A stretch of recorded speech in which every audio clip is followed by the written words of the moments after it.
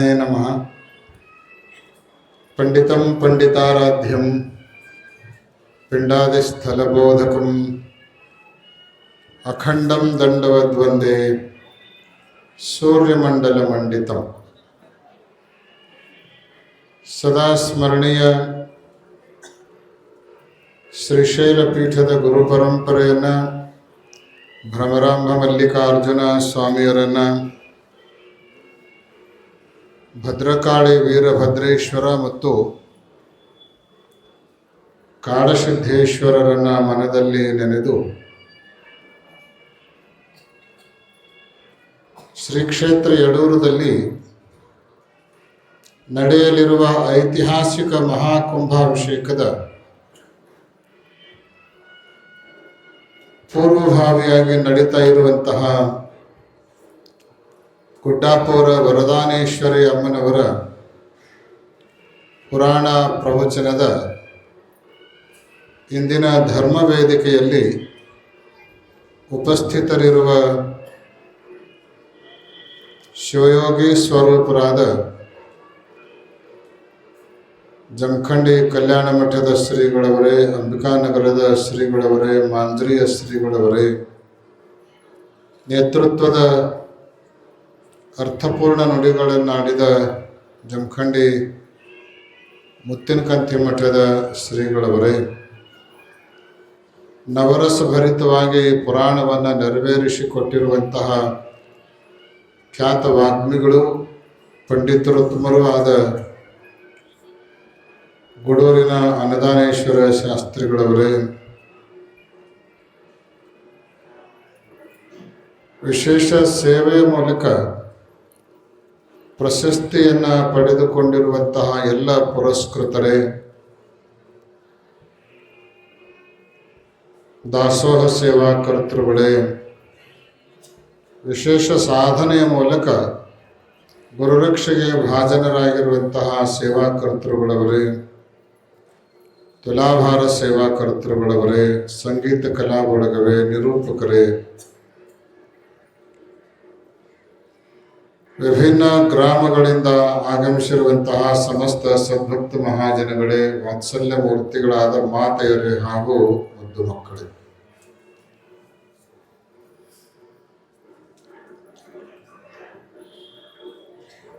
ಭರ್ತೃಹರಿ ತನ್ನ ಶತಕತ್ರಯದಲ್ಲಿ ಒಂದು ಸುಂದರವಾದ ಮಾತನ್ನು ಹೇಳಿದ್ದಾನೆ. ಸೇವಾಧರ್ಮ ಪರಮಗಹನೋ ಯೋಗಿನಾಮಪ್ಯಗಮ್ಯ. ಸೇವೆ ಅನ್ನೋದು ಅತ್ಯಂತ ನಿಗೂಢವಾಗಿರುವಂತಹ, ಗಹನತಮವಾಗಿರುವಂತಹ ಶ್ರೇಷ್ಠವಾದ ಕೃತ್ಯ.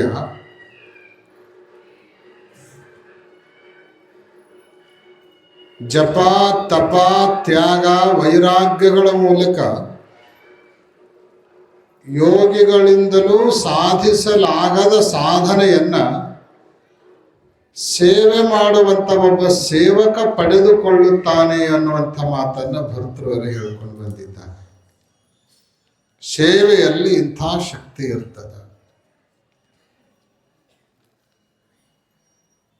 ಆ ಕಾರಣಕ್ಕಾಗೇನೆ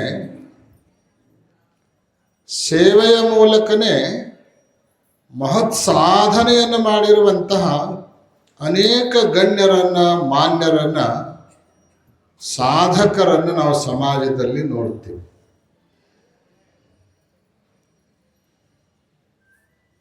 ಸೇವೆಯಲ್ಲಿ ಎಂಥ ಶಕ್ತಿ ಇರ್ತದೆ ಅಂತ ಕೇಳಿದ್ರೆ, ಒಬ್ಬ ಯೋಗಿಗಳು, ಶಿವಯೋಗಿಗಳು ಜಪ ತಪಗಳನ್ನು ಮಾಡ್ತಾ ಮಾಡ್ತಾ, ಲಿಂಗ ಪೂಜೆಯನ್ನು ಮಾಡ್ತಾ ಮಾಡ್ತಾ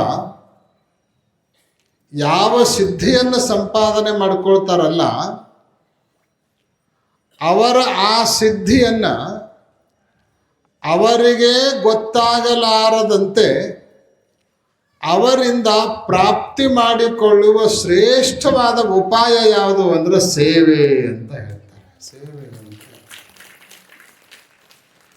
ಸೇವಾ ಮಾಡೋ ಗುಣ ನಿಮ್ಮಲ್ಲಿತ್ತು ಅಂದ್ರೆ ನೀವು ತಪ ಮಾಡದಿದ್ರೂ ಪರವಾಗಿಲ್ಲ, ತಪಸ್ವಿಗಳು ಮಾಡಿದ ತಪಸ್ಸಿನ ಫಲ ಅವರಿಂದ ನೀವು ಪಡ್ಕೊಳ್ಬಹುದು.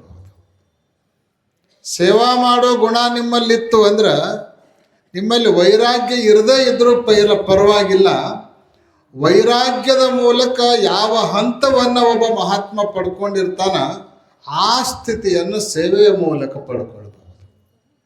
ಸೇವೆಯಲ್ಲಿ ಅಂಥ ದೊಡ್ಡ ಶಕ್ತಿಯನ್ನು ನಾವು ಕಾಣ್ತಾ ಇದ್ದೇವೆ. ಗರಗದ ಮಡಿವಾಳಪ್ಪನ ಹತ್ರ ಒಬ್ಬ ಬಸಪ್ಪನ ಸೇವೆ ಮಾಡೋಕ್ಕಿದ್ದ. ಎಕ್ಸ್ಪ್ರೆಸ್ ಹೇಳ್ಬಿಡ್ತೀವಿ, ಟೈಮ್ ಭಾಳ ಆಗೈತಿ, ನಿಮಗೂ ಜಿಲೇಬಿ ಕರೆಯಕತ್ತಾವ.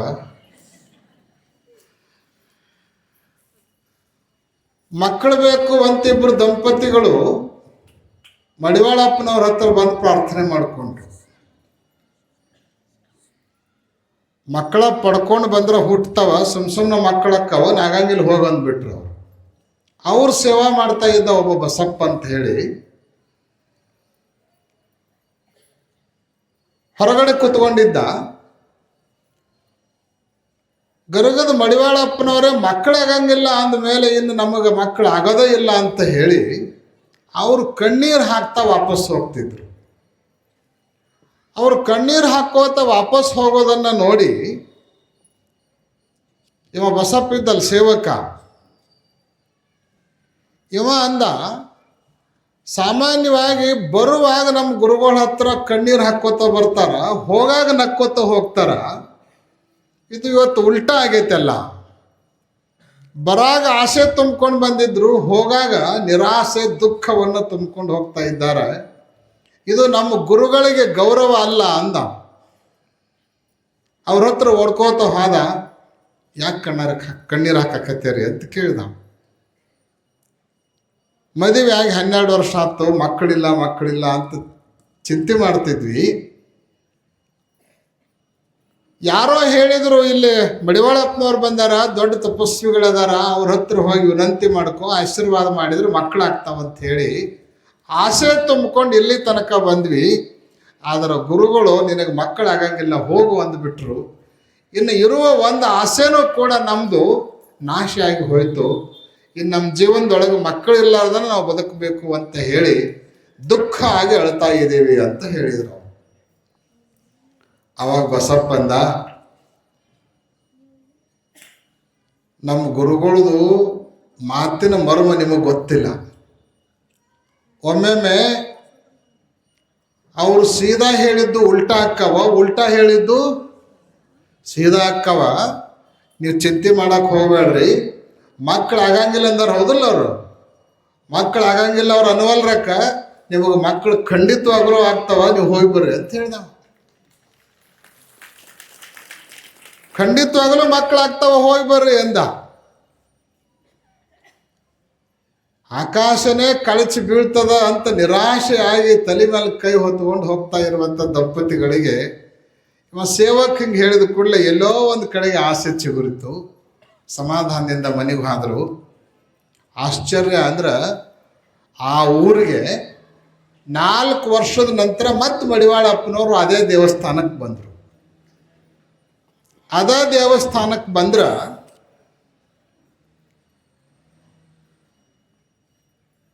ಒಬ್ಬ ದಂಪತಿಗಳ ಜೋಡಿ ಒಂದು ಮಗುವನ್ನು ಬಗಲಲ್ಲಿ ಎತ್ತುಕೊಂಡು ಶಿವಯೋಗಿಗಳ ದರ್ಶನಕ್ಕಂತ ಕರ್ಕೊಂಡು ಬಂದರು.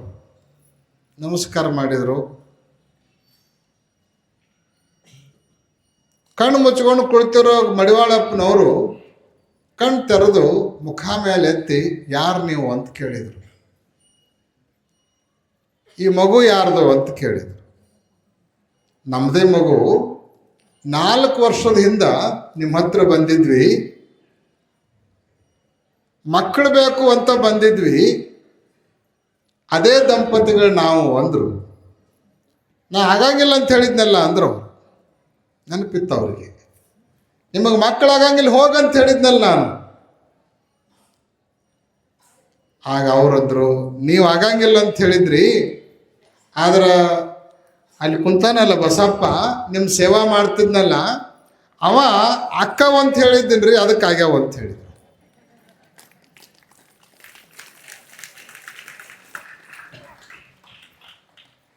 ಒಳ್ಳೇದಾತು ಹೋಗಪ್ಪ ಅಂತ ಆಶೀರ್ವಾದ ಮಾಡಿ ಮಗುವಿಗೆ ವಿಭೂತಿ ಹೆಚ್ಚು ಅವನು ಕಳಿಸಿದ್ರು. ಕಳಿಸಿದ ಮೇಲೆ ಅವ್ರು ಹೋಗೋದು ಅಷ್ಟ ತಡ, ಬಸ್ಯ ಬಾರೋ ಇಲ್ಲಿ ಅಂದ್ರು. ಬಾರೋ ಇಲ್ಲಿ ಅಂದ್ಕೊಳ್ಳಿ, ಯಾಕ್ರಿ ಅಪ್ಪ ಅಂತ ಹೊಡ್ಕೋತ ಬಂದು ಕೈ ಮುಕ್ಕೊಂಡು ಎತ್ಕೊಂಡ. ಇನ್ನು ಮ್ಯಾಲೆ ನೀ ಸೇವಾ ಮಾಡೋದು ಬಂದಂದ್ರು. ಯಾಕ್ರಿ ನಾ ಏನು ತಪ್ಪು ಮಾಡೇನಿ? ಅವಾಗ ಅವರಂದ್ರು, ತಪ್ಪೇನೂ ಮಾಡಿಲ್ಲ, ನಾವು ಹಗಲ ರಾತ್ರಿ ಅನ್ಲಾರ್ದನ, ನಿದ್ದೆ ನೀರಡಿಕೆ ಅನ್ಲಾರ್ದನ ಜಪ ತಪ ಪೂಜೆ ಪುನಸ್ಕಾರ ಮಾಡಬೇಕು. ನೀನು ನಮ್ಮ ಸೇವಾ ಮಾಡ್ಕೋತ ನಾವು ಮಾಡಿದ ತಪಸ್ಸಿನ ಫಲ ನೀ ತಗೋಬೇಕು. ನಮ್ಮ ಮಾತು ಸುಳ್ಳಾಗಬೇಕು, ನಿನ್ನ ಮಾತು ಖರೆ ಆಗಬೇಕು, ಬ್ಯಾಡ ಹೋಗಂದ್ರು. ಅವಾಗ ಬಸಪ್ಪಂದ, ನೀ ಏನು ಹೇಳಬೇಡ ಅಂದ್ರೆ ಬಾಯಿ ಮುಚ್ಕೊಂಡು ಸುಮ್ಕೊಂಡಿರ್ತೀನಿ, ಸೇವಾ ಮಾತ್ರ ಬಿಡಿಸ್ಬೇಡ್ರಿ ಅಂದ. ಸೇವಾ ಮಾತ್ರ ಮಾಡವ ನಾನು, ಯಾರಿಗೂ ಏನು ಹೇಳಬೇಡ್ರಿ ಅಂದ್ರೆ ಹೇಳಂಗಿಲ್ಲ, ಆದ್ರೆ ಸೇವಾ ಮಾತ್ರ ನಾನು ಬಿಡಂಗಿಲ್ಲ ಅಂದ. ಹೇಳೋದಕ್ಕೆ ಕಾರಣ ಏನು ಅಂದ್ರೆ ಸೇವೆಯ ಫಲ ಇಷ್ಟು ದೊಡ್ಡದಿರ್ತದೆ. ನಮಗೆ ಗೊತ್ತಿರ್ಲಾರ್ದಂಗೆ ನಮಗೆ ಅಭೂತಪೂರ್ವವಾಗಿರುವಂತಹ ಅದ್ಭುತವಾಗಿರುವಂತಹ ದೈವಿ ಶಕ್ತಿಯನ್ನು ತಂದು ತುಂಬಿಕೊಡುವಂತಹ ಸಾಮರ್ಥ್ಯ ಆ ಸೇವೆಯಲ್ಲಿ ಇರ್ತದೆ. ಅದಕ್ಕೆ ಸೇವಾಧರ್ಮ ಪರಮಗಹನೋ ಯೋಗಿನಾಮಪ್ಯಗಮ್ಯ. ಯೋಗಿಗಳಿಗೂ ದೊರೆಯದೇ ಇರುವಂತಹ ಮಹತ್ವಪೂರ್ಣವಾದ ಸ್ಥಾನವನ್ನು ಸೇವೆ ಮಾಡುವಂಥ ಒಬ್ಬ ಸೇವಕ ಪಡ್ಕೊಳ್ತಾನೆ ಅನ್ನುವಂಥ ಮಾತನ್ನು ಬರೆದಿದ್ದಾರೆ. ಈಗ ಇಲ್ಲಿ ನೋಡ್ರಿ, ನೀವೆಲ್ಲ ಕೂತ್ಕೊಂಡಿದ್ದೀರಿ, ನೀವು ಬರೋದಕ್ಕಿಂತಲೂ ಮೊದಲು ಯಾರೋ ಹಾಸಿರ್ತಾರೆ. ಹಾಸಿದವರು ನೀವು ಹೋಗೋ ತನಕ ಹೋಗಂಗಿಲ್ಲ. ಇಲ್ಲಿ ತುಲಾಭಾರ ಶುರುವಾದ ಕೂಡಲೇ ಎಲ್ಲರೂ ಹೋಗ್ಬಿಟ್ಟಿರ್ತಾರೆ. ಅವ್ರು ತುಲಾಭಾರ ಮುಗಿಯೋ ತನಕ ಕೈ ಮುಕ್ಕೊಂಡು ಕೊಂಡಿರ್ತಾರ, ಮಂಗಳಾರತಿ ಆಗೋ ತನಕ ಕೊಂಡಿರ್ತಾರ. ಅಷ್ಟೇ ಅಲ್ಲ, ನಾವು ಹೇಳೋ ತನಕ ಕೂತ್ಕೊಂಡು ಜೈಕಾರ ಹಾಕಿ ನಾವು ಎದ್ದ ಮೇಲೆ ಹಾಸಿಗೆ ಮಡಿಚಿ ಒಳಗಿಟ್ಟು ಹೋಗ್ತಾರೆ. ಅವ್ರ ಸೇವೆ ಎಷ್ಟು ದೊಡ್ಡದಿರಬೇಕು. ಅವ್ರು ಯಾರಂತ ಗೊತ್ತೇ ಇಲ್ಲ ನಿಮಗೆ. ಹಿಂಗೆ ಗೊತ್ತಾಗಲಾರ್ದಂಗೆ ಸೇವೆ ಮಾಡಬೇಕು. ಸೇವೆ ಮಾಡಿನಂತ ಹೇಳ್ಕೋಬಾರ್ದು. ಅದನ್ನು ಗೊತ್ತಾಗಲಾರ್ದಂಗೆ ಹೇಳಲಾರ್ದಂಗೆ ಕೇಳಲಾರ್ದಂಗೆ ಸೇವೆಯನ್ನು ಮಾಡುವಂತಹ ಗುಣವನ್ನು ನಾವು ಅಳವಡಿಸಿಕೊಳ್ಬೇಕು. ಹಂಗೆ ಅನೇಕ ಸೇವೆಗಳನ್ನು ಮಾಡಿರುವಂತಹ ಸದ್ಭಕ್ತರಿಗೆ ಇವತ್ತು ಗುರು ಸೇವಾ ಧುರಂಧರ ಅನ್ನುವಂಥ ಪ್ರಶಸ್ತಿಯನ್ನು ನಾವು ಕೊಡ್ತಾ ಇದ್ದೇವೆ. ಅದರೊಳಗೆ ಬಹಳ ಅಪರೂಪದ ಸೇವೆಯನ್ನು ಮಾಡಿದವರು ನಮ್ಮ ಮೆಳವಂಕಿಯ ಬಸವರಾಜ್ ಬೀರನಗಡ್ಡಿಯವರು. ಬಸವರಾಜ್ ಬೀರನಗಡ್ಡಿಯವರು ಅಜ್ಜ ಅದನಲ್ಲ, 75 ವರ್ಷ ಅವನಿಗೆ. ನಿಮಗೆ ಭಾಳ ಆಶ್ಚರ್ಯ ಅನ್ನಿಸ್ತದ. ನಾವು ಮೆಳವಂಕಿ ನಮ್ಮ ಧರ್ಮ ಜಾಗೃತಿ ಯಾತ್ರೆಯಲ್ಲಿ ಸೇರಿಸಿಕೊಂಡಿರಲಿಲ್ಲ. ಟೀಮ್ ಕಟ್ಕೊಂಡು